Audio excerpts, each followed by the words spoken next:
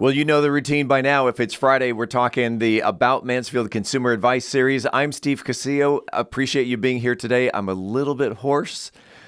Things got a little crazy last night, but that's good. And as we do every Friday, we bring in our financial guru, our financial philosopher.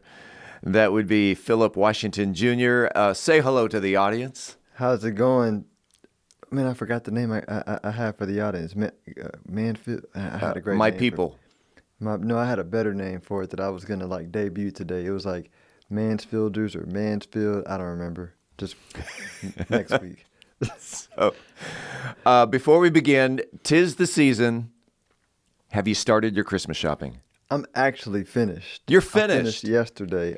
Well, I think I have one more present for one more person. So Phillip mostly. Washington Jr., the overachiever. I just don't like crowds. I do everything to avoid crowds. Yeah. Well, I think I'm going to start mine today. Yeah. That'll be. Yesterday at 10 o'clock in the morning, at some stores, it was a line. So you actually go out to the stores. You don't. Well, no, I mean I got a lot of it online, like weeks ago, to give it time to get in. But then some things I had to go to the store for, and so I was like, oh, I'm early, and I went to the store, and I was like, I guess I'm not that smart. Like everybody's here.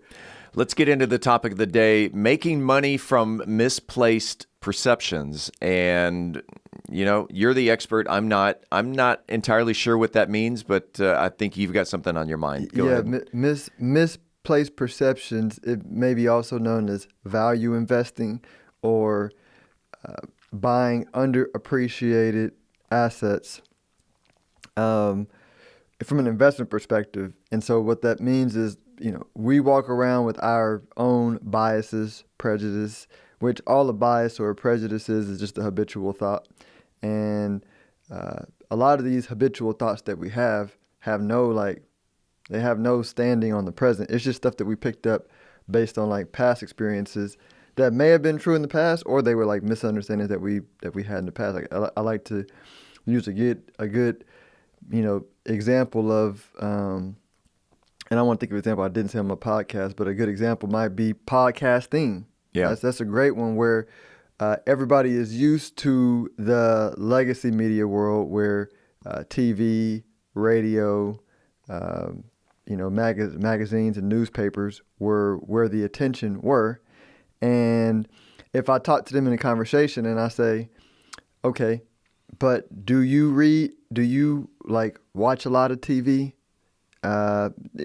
People still watch TV, but is the ratio going down? Yeah. Are people choosing what they watch TV? Yeah. Most people are also going streaming on TV, so they're going to the internet, right? But I was like, where do you think the majority of the attention for your buyers are, right? And where is your attention trending? And they'll say online, right? Like you spend a lot of time on social media, you spend a lot of time on the internet. People are looking at YouTube and podcasts more and more. And I was like, from a marketing standpoint, do you notice any, even when you watch TV, a lot of it is noise from a marketing standpoint, right? Because it's become similar. And I'll also explain to them, I'll say, you also are watching a lot of people build strong brands off the internet. I mean, you got the two brothers, Luke and Logan Paul, who who challenges big time boxing promoters off of YouTube, right? Mm-hmm. I built the wealth management business without cold calling, which that was blasphemous, right? It's true. But you have all these people that are leaning into it and they're building big brands, and everybody's going, "Oh, they're just smart." No, it's not. It's not intellect, right? It's just a misperception of pricing that is still relatively huge because the world is going to convert to online communication, right? It's like when I say it and somebody's in front of me, they go, of course. And then I go, but why are you not doing it? Misplaced perception, right? Their beliefs have not caught up with today. So if I'm understanding this correctly, then let's take it to a marketing standpoint that demographics or even gender, marketing toward men. Well, if the masses are marketing toward men, the misplaced perception could be marketing toward women, or geographic. One thing that you had mentioned on your podcast, Wealth Building Made Simple, is the division between north and south of Interstate 30. Yeah, that's a good one, and I want to hit that one. But I also even want to go to I want to give like a different perspective for the men that I did on my podcast, because even within men, there's mispriced perception of men, right? Because men, my oldest watched Family Matters, which is a '90s show, right? And he said, "Dad, why do they always make the dad seem dumb, right? Because that's not his experience from his father. You know what I mean? Like that's like his father is soft, intelligent." Right, he has a pretty balanced parents, and so he picked that up. And at the time we watched it, we didn't recognize it until you grow older. So I'm saying there's also a misperception of men where people who market to men based on who we are today, emotionally, intellectually, right? There's a huge opportunity because like the world just shits on men. I guess You were good. Yeah. But so. That's opportunity, but yeah, north and south, right? You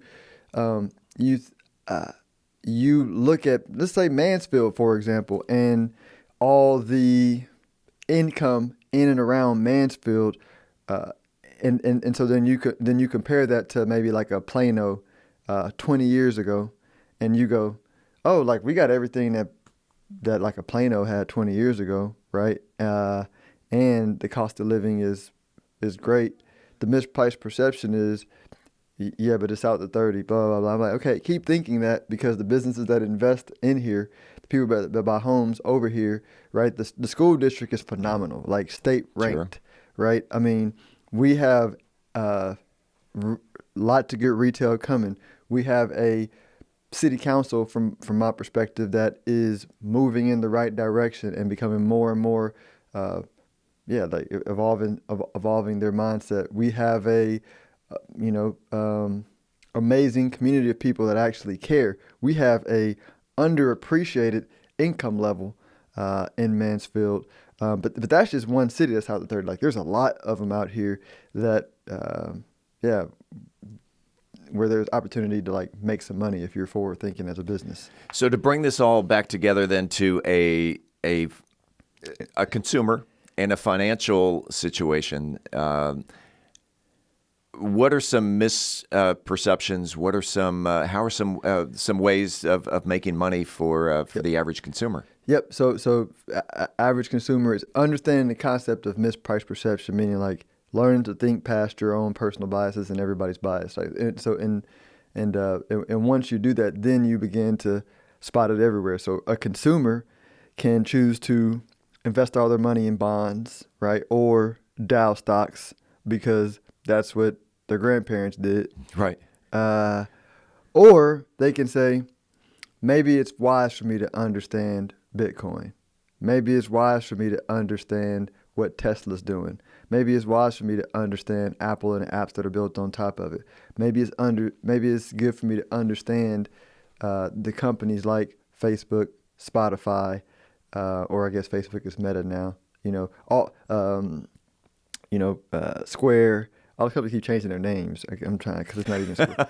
Whatever that company's name. But like all these companies, like maybe you should start understanding them now and adding them to your portfolio as you understand them, because like they are the future. And the only reason why they're not worth what they're going to be worth in time is just mispriced perception of the marketplace, because the marketplace is also a mass mind that incorporates all generations, and which means like it's slower in thinking than an individual, and so you can run the middle of the gap, be there with your money, resources, and energy, and as the gap closes, like you make a lot of money, and people go, "Oh, you were so smart." Nah, I wasn't really smart. I just was open-minded.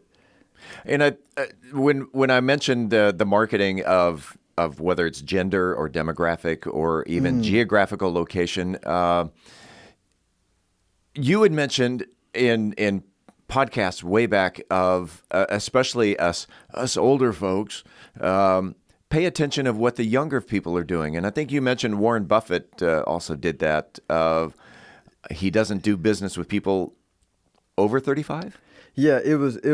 So Warren Buffett actually does do it too. So it was a quote from Andrew Carnegie that says once he was 60 or 70, he was like, "I only invest in businesses of 35-year-old," which basically I didn't understand at the time, but my understanding now is, they're old enough to have like bumped their head and gained and can spot wisdom from their past mistakes, but they're not old enough to be too married to the system. But Warren Buffett does it too. Like if you look at the people that are going to take over Warren Buffett when he dies, which he already put them in a succession plan, I think 6, 7, 8 years ago, two guys that at the time were around 40, and he was like 80. And so, similar age range, but they're the ones that bought Apple for Berkshire, and Yeah. Apple made them more money than Buffett had made like in a lifetime investing before they came, right? And so, so he's, he uses the principle because he understands he has biases from being 80 years old, and even as he unlearns them, he's not going to unlearn them fast enough than somebody that just natively grew up in that world. And so, so that was like a phenomenal lesson to hear Andrew Carnegie do it, watch Buffett do it. You even look at Kathy Wood, who's a phenomenal investor, owner of ARK, and you look at her team. Like it's the beautiful way that generations are supposed to work, right? Wisdom, marrying in an open mind, which is the young energy, which is like beautiful. So keep an open mind. Keep an open mind.